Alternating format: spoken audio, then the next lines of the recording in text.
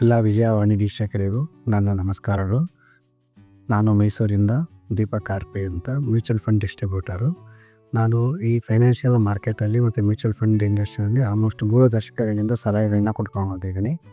ನಾನು ಇವತ್ತು ICICI Prudential quality fund ಬಗ್ಗೆ ಒಂದೆರಡು ಮಾತುಗಳನ್ನ ಆಡಲಿಕ್ಕೆ ಬಂದಿದ್ದೀನಿ.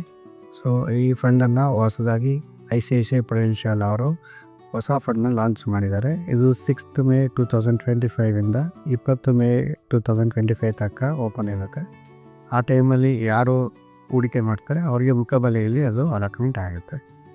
ಸೊ ಕ್ವಾಲಿಟಿ ಅಂದರೆ ಏನು ಅಂತ, ಕ್ವಾಲಿಟಿ ಅಂದರೆ ಒಳ್ಳೆ ಮ್ಯಾನೇಜ್ಮೆಂಟ್ ಇರುವಂಥ ಕಂಪ್ನಿಗಳು, ಒಳ್ಳೆ ಪಾರದರ್ಶಕತೆಯಿಂದ ವ್ಯವಹಾರ ಮಾಡುವಂಥ ಕಂಪ್ನಿಗಳು, ಎಲ್ಲ ಪರಿಸ್ಥಿತಿಯಲ್ಲೂ ತಮ್ಮ ಆರ್ಥಿಕತೆಯನ್ನು ಉತ್ತಮವಾಗಿ ಇಟ್ಕೊಳ್ಳೋವಂಥ ಕಂಪ್ನಿಗಳನ್ನು ಅವರು ನೋಡಿ ಇನ್ವೆಸ್ಟ್ ಮಾಡ್ತಾರೆ. ಮತ್ತು ಕಂಟಿನ್ಯೂಸ್ ಆಗಿ ಅವರು ಲಾಭ ಮಾಡಿ ಲಾಭಾಂಶಗಳನ್ನ ಡಿಸ್ಟ್ರಿಬ್ಯೂಟ್ ಮಾಡುವಂಥ ಕಂಪ್ನಿಗಳನ್ನ ಅವ್ರು ಹುಡುಕ್ತಾರೆ. ಸೊ ಈಗ ಆ ಥರ ಇದರಲ್ಲಿ ನೋಡೋಕೆ ಹೋಯ್ತಂದರೆ ಆಲ್ಮೋಸ್ಟ್ ಒಂದು 650 ಕಂಪ್ನಿಗಳು ನಿಮಗೆ ಆ ಥರ ಇದರಲ್ಲಿ ಸಿಗುತ್ತೆ. ಅವ್ರು ಅದರಲ್ಲಿ ಪರಿಸ್ಥಿತಿಗೆ ತಕ್ಕಂತೆ ನೋಡಿಕೊಂಡು ವ್ಯಾಲ್ಯೂಯೇಷನ್ ಕಮ್ಮಿ ಇರೋವಂಥ ಕಂಪ್ನಿಯಲ್ಲಿ ಇನ್ವೆಸ್ಟ್ ಮಾಡ್ತಾರೆ.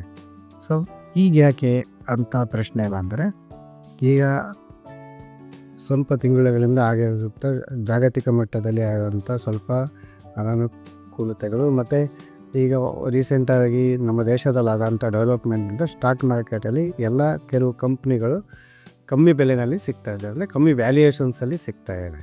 ಸೊ ಈ ಟೈಮನ್ನು ಅವರು ಸದುಪಯೋಗ ಪಡಿಸ್ಕೊಂಡು ಅಂಥ ಕಂಪ್ನಿಗಳಲ್ಲಿ ಅವರು ಇನ್ವೆಸ್ಟ್ ಮಾಡ್ತಾರೆ.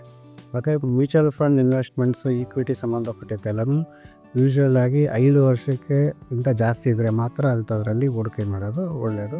ಮತ್ತು ಯಾರು ಕ್ವಾಲಿಟಿ ಬಗ್ಗೆ ತುಂಬ ಕನ್ಸರ್ನ್ ಇದ್ದಾರೆ ಅವರು ಇದನ್ನು